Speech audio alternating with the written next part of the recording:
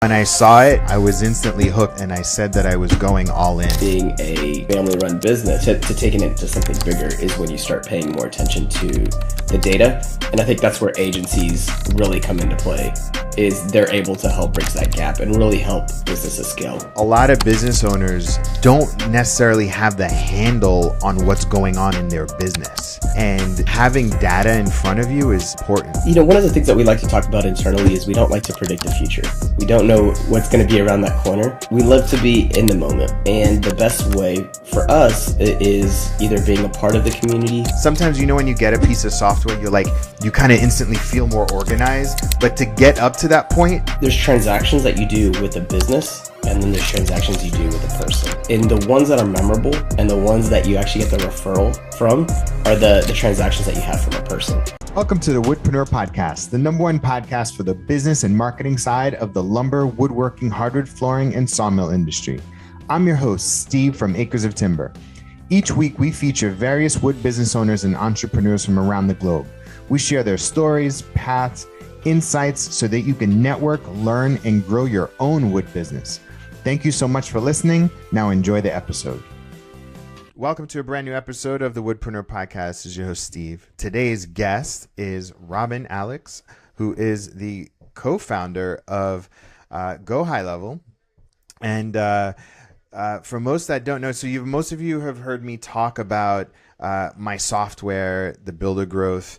Used to be called Acres CRM, and so we partnered with Go High Level, and we built our CRM on their platform. And so I wanted to have the co-founder of this platform on to just talk about the platform and what it's capable of doing and just the importance of automation. So we are just releasing our latest training. And over this training, I go over how I helped generate $200,000 and 300 leads for clients. And during this 45-minute training, we will go over the frameworks, the strategies, and the concepts that you need to scale from 6 figures to 7 figures, or even just get started. These are the building blocks that I've seen help wood, lumber, furniture, millwork companies grow and scale. So I've been hearing it lots of times, like, I just need a training, I need a training.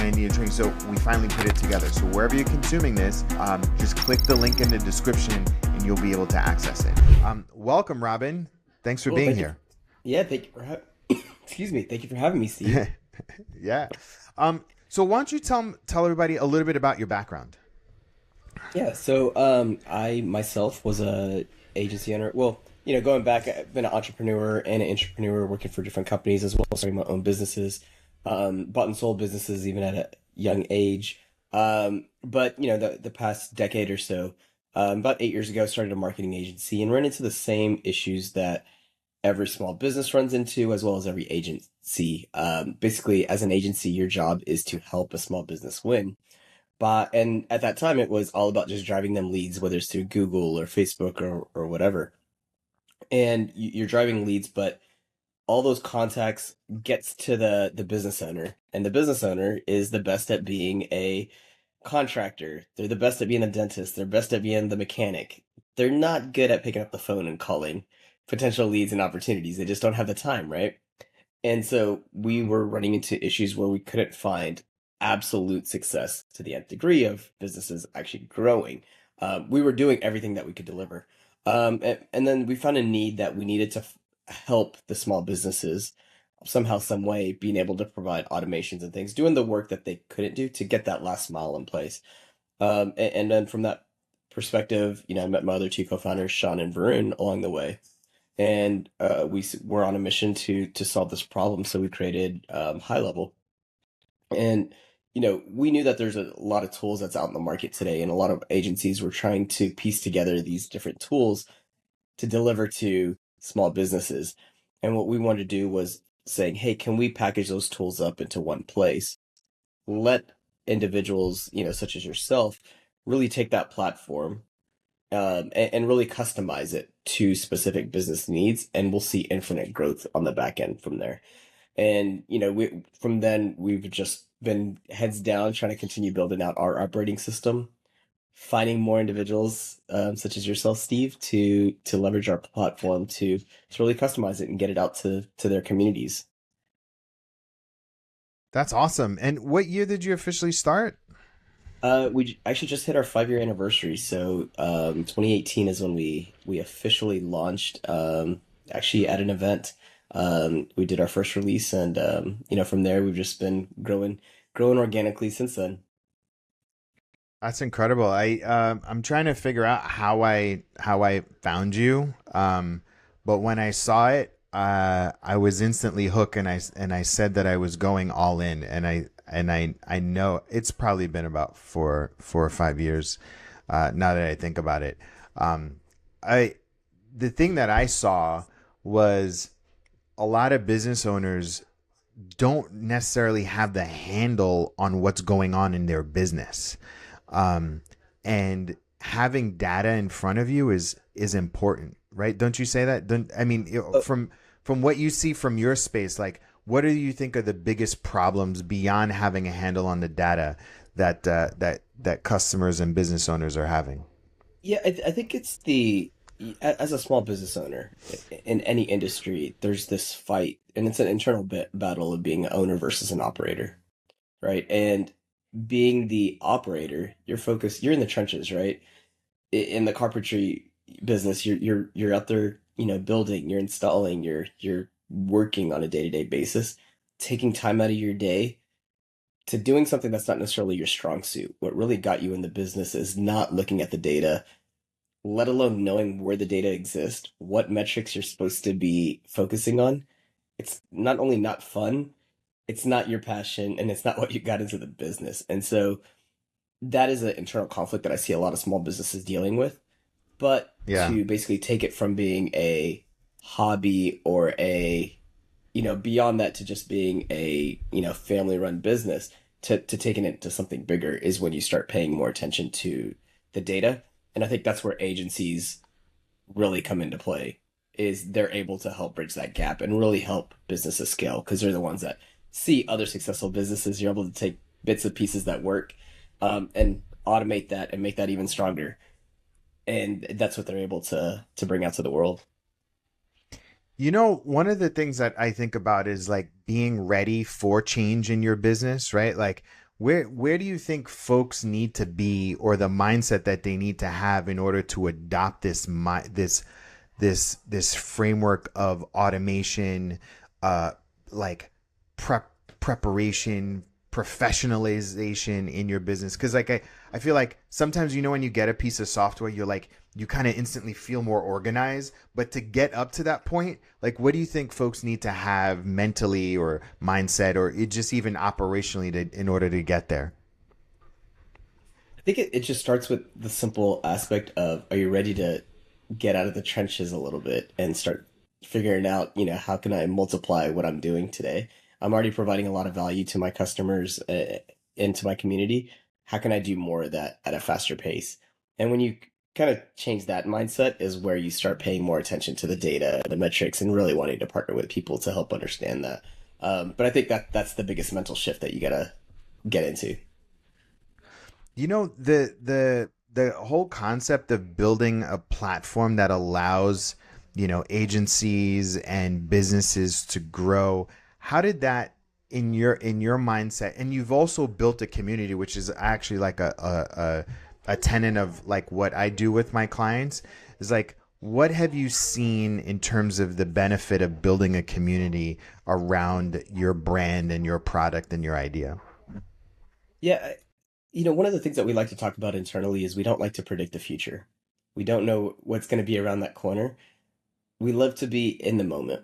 And the best way for us is either being a part of the community, and then, taking a subset of that and creating our own community because you're able to get feedback, you're able to understand where the trends are, what's happening, and really being able to provide solutions to problems that you're able to jump on it a lot sooner than letting it blow out of proportion and then you kind of lose your way in getting people back to success. We've seen that time and time again. And so being a part of the community and owning the community is super valuable, and I think everyone should be looking into that. And in terms of like branding, how does having a system and a CRM and automation add to a brand of a company? I think, how many times have you been to a business and as soon as you complete the transaction, follow-up messages are hitting you or asking you for a review request or the nurture process as you're trying to buy something or get into a service, those follow-up emails and things like that. The better businesses that have that, it kind of gives you a warm and fuzzy through that transaction, right? You don't feel as stressed or pressured. They're just navigating you along the buying process and then post purchase as well, trying to get reviews and things like that. So I think the companies that are a little bit more buttoned up actually have a little bit more frictionless process and actually able to drive more sales along the way. Which then helps increase the brand perception, and then based off of that, like because you have this great brand perception, it's almost like you can command better prices, right? Because Oh, you're able to provide a better experience, correct? 100% because you get the organic trust and the organic referrals along the way. It's like the next time, Steve, when one of your friends ask for, hey, where's the best place to buy the XYZ product or widget or service, you're gonna go through your mind of like, when was the last time I bought that? And maybe you bought it from multiple different places. Who gave you the best service from A to Z? Because you're putting your name on it, as that referral, right? And so Yeah. that's what, you're able to multiply customers very quickly. You don't have to pay for ads, you don't have to pay for anything else. It's just that organic referral. And because you get that buy-in because they were referenced by Steve to go buy it, the purchase automatically happens. And then to that point, you're not going to question the price because obviously my friend Steve bought it for, so that must be the right price. He did his due diligence and he's referring them. So you're 100% right. You can command pricing on the back end as well. So the visibility you must have in terms of sales processes from like super complicated to super simple, like I can't even imagine what you're seeing in terms of a wide range of industries. Can you just help folks, my listeners, know like a how to like conceptualize a sales process, and then what that looks like in terms of like implementation and systemization? Like I guess my true question is like, how can you help folks develop the mindset of having a sales process? Because it's all in here, but how do you move it from here to a physical world or like a digital world so that it's easily automated? Do you know what I'm saying? Yeah, yeah. I think when a business is kind of going through their progression, right, from start to where they are today, to your point, it's all in their head. It just naturally happens. I get a phone call, I just answer it. I don't know, I just kind of walk them through the process. I don't even remember what I said on that phone call, but somehow they're now sending me, or I'm sending them an invoice and I got a credit card and I'm paying it and here I am delivering. Like it just naturally happens. But the way that we think about it internally on our side is that there's, a couple of steps. There's the capture. You need to figure out a way where new leads and new opportunities are coming in. It could be through referrals, it could be through ads, it could be through, you doing outbound calls. It could be many of different ways. But that's what we call the capture. And once someone comes in, from that response, this is where you talk about nurturing. And nurturing is really walking them through the process of what your business is, how does it work, what are you offering? And then once you're there, it then goes into capture, nurture, closing them. So from a close perspective, this is where you want to make sure that you can have a frictionless transaction as much as possible, whether that's sending them an invoice, making sure that the proposal and everything is cleanly put into place. Uh, Once you're able to have that, you send them out the invoice or sales page or whatever it might be. They hit the buy button, dollars come in, and once dollars come in, it's all about the execution of it. And then once it's there, you want to talk about evangelizing. And so evangelizing is kind of the hidden nugget, which is asking for reviews because it kind of, it's kind of the scoreboard that you have that's public. And then asking for referrals. if you're able to do that, really cultivating your audience, you'll be able to grow indefinitely. And then, after the fact, it's doing a reactivation. Going back to the people that have purchased from you, they've already had a good experience. They've already transacted dollars with you. They're very likely to transact dollars with you again.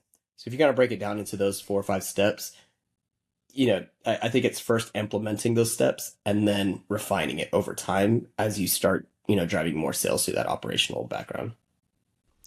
And obviously the simplest, most clearest way is probably the most, where you could do, and then add complexity once you've done that, correct?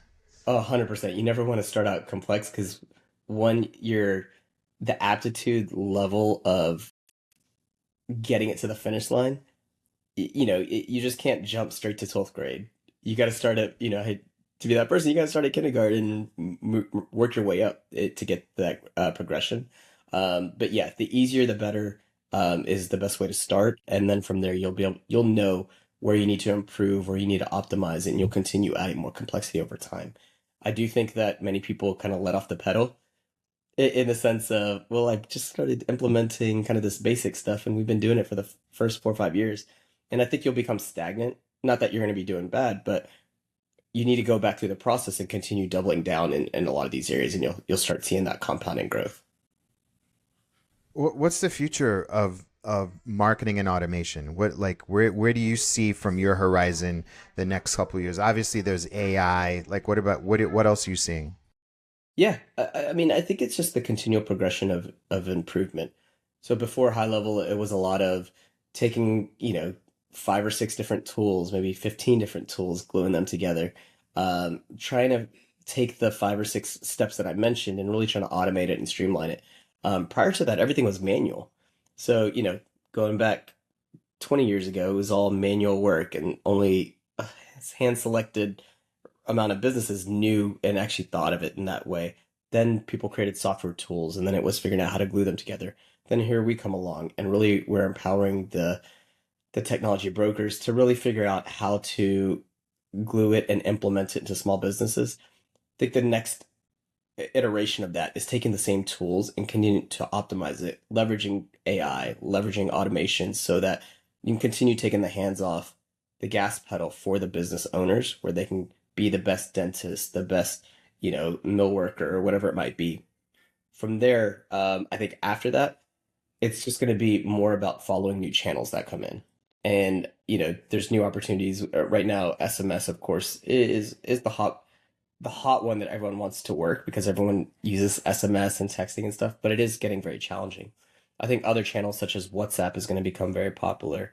Um, you know, today, still Facebook is still one of the highest performing ad platforms, but there's a lot of other channels such as TV, with on-demand streaming. I think that's taken off. Digital billboards is kind of a new one that's getting very popular. I'm sure you've heard of Threads, which got 100 million That's wild. subscribers in a week, right? That's Like, so wild. there's new Yeah. channels, and I think it's following where the world is moving to as far as where the communities exist, making sure that you're in front of them, and then once you're in front of them, can you capture them, nurture them, close them? That never changes, right? So I think that's where you'll see a little bit of a shift in the marketing world. I like the idea of, I almost feel like from like a maybe a macro cultural level, making people feel like they are close to the people, close to the business owner, close to the end product, as close as possible. What I love about your tool is that it is a digital tool, but it makes you feel a lot closer to the business. Like more intimately than like walking into a store, because now you're texting people, now you're in the DMs, and then they're following a process, right? Like and I feel like the more you can connect the tools to those, to your customers, the better, right? Like, I mean, how are you thinking about that sort of stuff? Like how you can become, build up that intimacy? 100%. I mean, if you take a step back and think about business as a whole, there's there's transactions that you do with a business, and then there's transactions you do with a person. And the ones that are memorable and the ones that you actually get the referral from are the transactions that you have from a person. If you're looking for a contractor, you can work with the biggest companies that's out there and be like, yeah, they did the job. But then when somebody asks, hey Steve, what's that contractor that you really recommend? You're gonna say, you know what? Here, I'm gonna text you the phone number of John Smith or Sally, who, when you talk to them, drop my name, they're gonna give you a hookup, they're gonna give you a great experience. They were awesome when I worked with them and things like that. And so when you are able to build that personalization, that intimacy through that conversation, I think you will be able to move a lot faster. I think there's that perceptual side of as you grow as a business, you kind of it needs to be a nameless front and things of that nature. But in reality, you got to figure out how to work that personalization at scale, not trying to remove yourself from being a faceless entity. Oh man, which is something that all business owners, they're like, I don't want to be the face of this. I don't want to be but like, I think ultimately where we're at in society is that as disconnected as people are in a connected world, we want to feel more connected to the businesses and the neighborhoods and the communities that we occupy.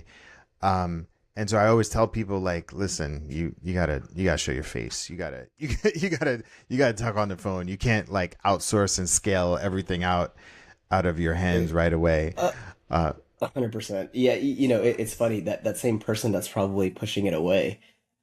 The question that you want to ask is how do they drive their business today? Because of them, their stamp of approval. They're the ones that's in their communities. They're the ones that's going to the Chamber of Commerce meetings. They're the ones that's going to the BNIs. So the fact that you're moving away from what's making your bread and butter, I think it's always funny. But I think it's also it doesn't necessarily have to be you yourself being the face of it. Doesn't have to be that way. I think just knowing where your customers are at, they do want to know the person on the other line, or at least know that there is a true human being there.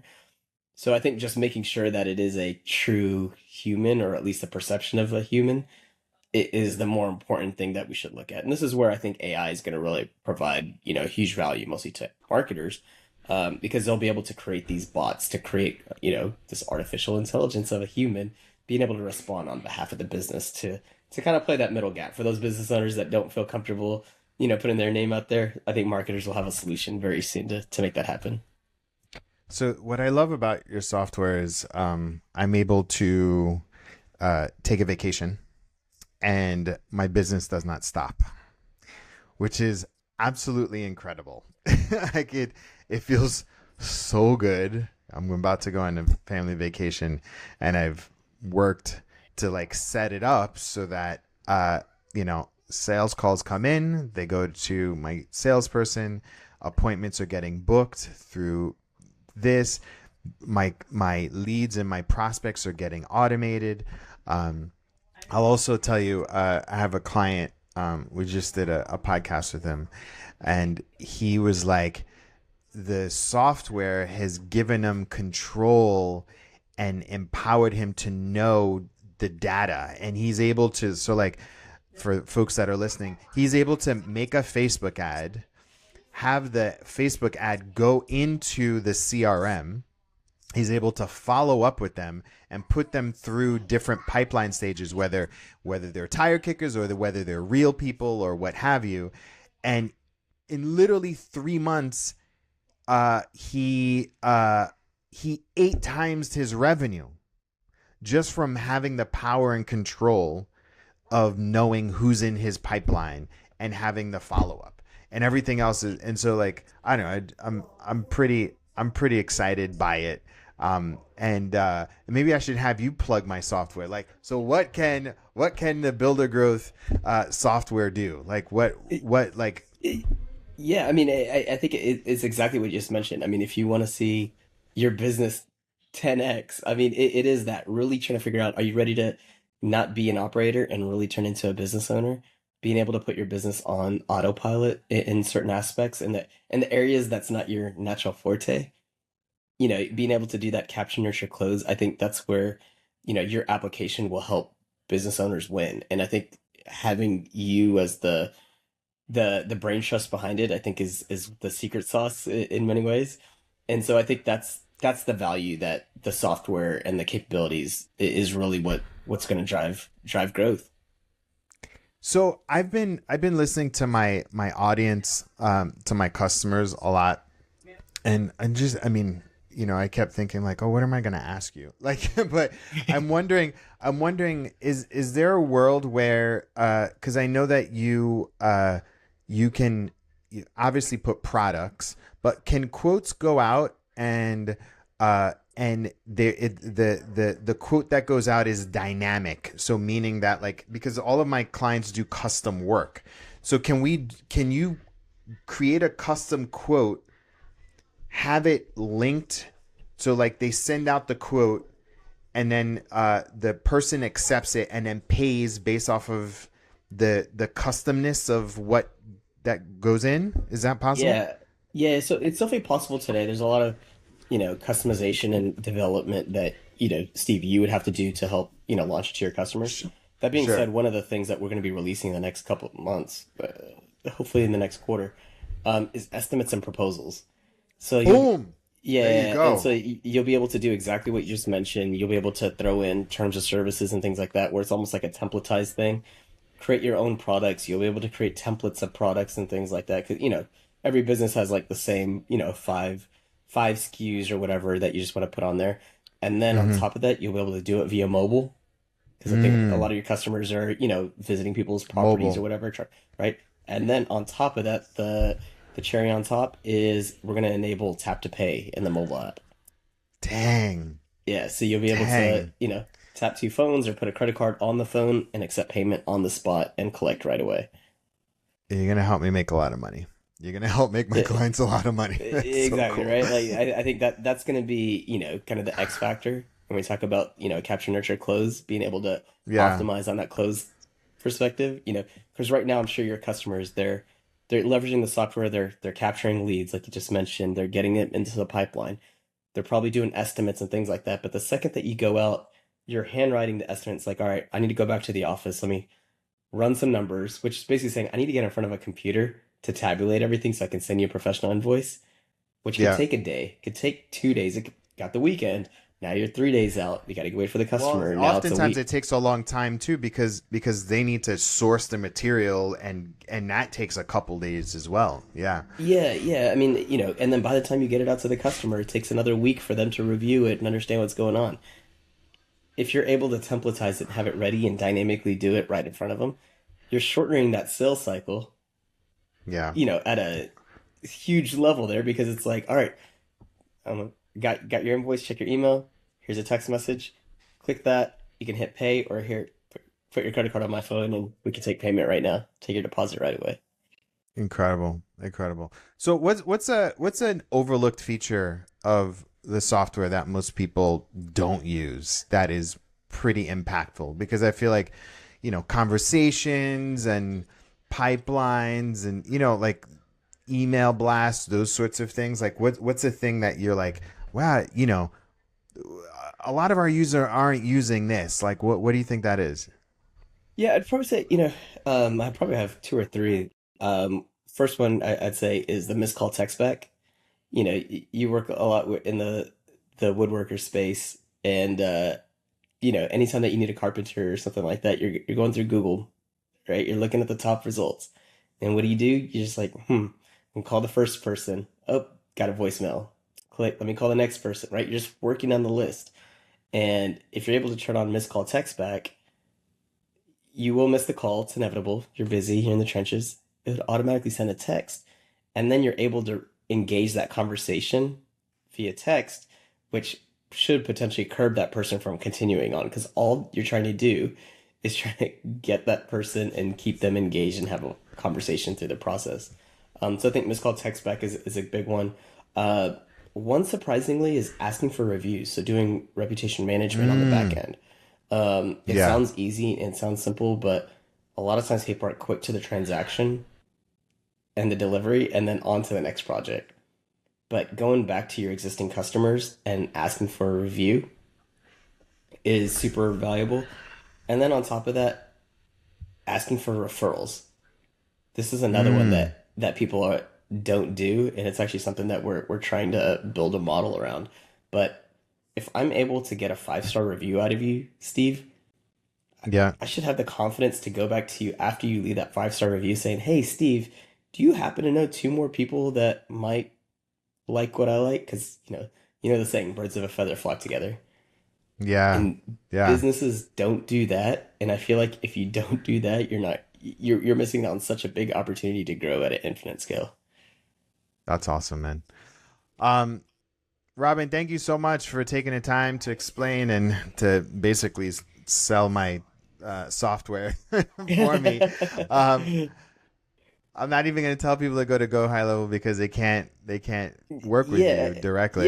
yeah. I mean, if you try to come to high level, you're going to be kind of sitting out on your own island because you really have to work with a partner such as Steve, who really understands not only your industry but then able to represent it in a software application. And so I think working with Steve and everything that he's built is going to help your businesses grow. So yeah, can't recommend Awesome, Steve man. fast enough. All right. Well, thank you so much for your time, and I'm excited to be part of the high level community, and to continue to grow my business and everybody else's business. Oh, well, thank you so much for All having me right. on. Talk to you soon. Bye. Thank you.